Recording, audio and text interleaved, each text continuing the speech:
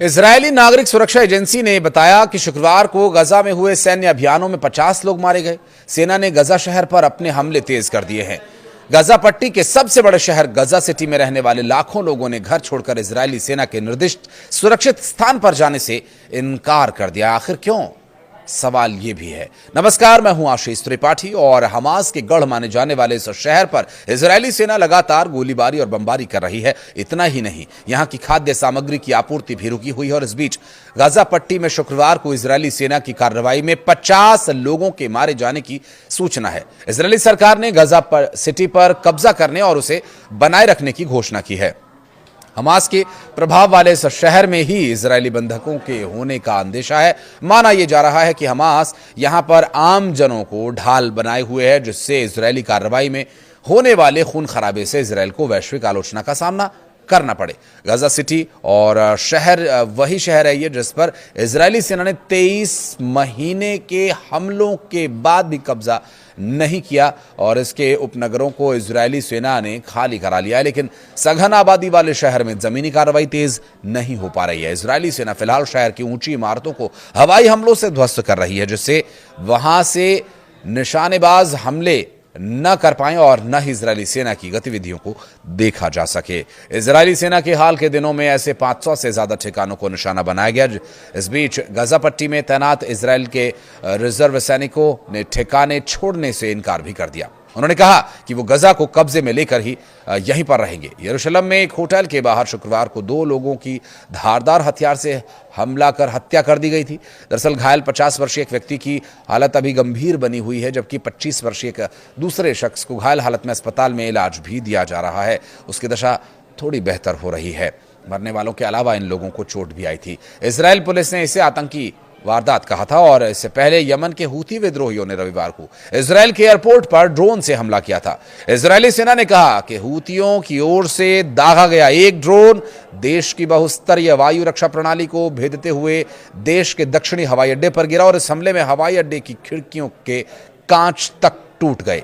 इससे एक व्यक्ति घायल हुआ और कुछ समय के लिए वाणिज्यिक हवाई क्षेत्र को बंद रखना पड़ा। इजरायल का कहना यह है कि ड्रोन रेमन हवाई अड्डे तक पहुंचा, लेकिन इससे सीमित नुकसान हुआ। हमले के कुछ घंटों में उड़ानें फिर से शुरू कर दी गईं। इजरायली सेना ने कहा कि ड्रोन हमले से पहले कोई चेतावनी सायरन नहीं बजा। घटना के बाद ये जांच की जा रही है कि ड्रोन को पहचानने में आखिर नाकाम कैसे हुए ये और नाकामी क्यों इनके लिए एक बड़ा सबब बन सकती है, क्योंकि बहुस्तरीय एयर डिफेंस सिस्टम को फेल कर देने वाला ये ड्रोन कैसे वहां तक पहुंचा, ये एक गंभीर चिंता होगी।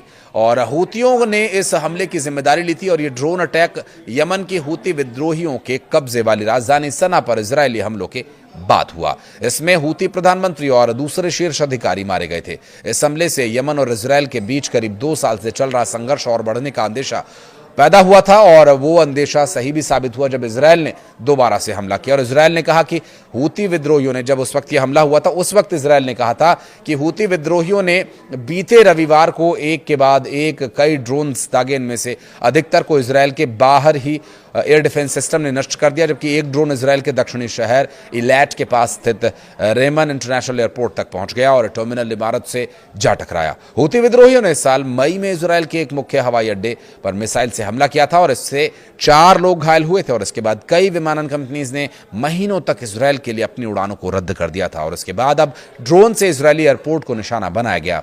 दूसरी तरफ इजरायल को लेकर अमेरिका अपने ही जाल में फंसता हुआ भी दिखाई दे रहा है, क्योंकि कतर पर इजरायली हमले के बाद अमेरिका के सामने अपने दोनों सहयोगियों के प्रति बैलेंस बनाना एक गंभीर चुनौती हो गया है। इसलिए अमेरिकी विदेश मंत्री मार्को रूबियो ने कतर के प्रधानमंत्री से मुलाकात की और अब वो इजराइल जाने वाले हैं। आपको बता दें कि इजराइल ने दोहा में हमास के सदस्यों को निशाना बनाते हुए हमला कर दिया था। इसमें कतर के भी एक जवान की मौत हो गई थी और इजराइल की इस हरकत पर डोनाल्ड ट्रंप ने भी नाराजगी जताई।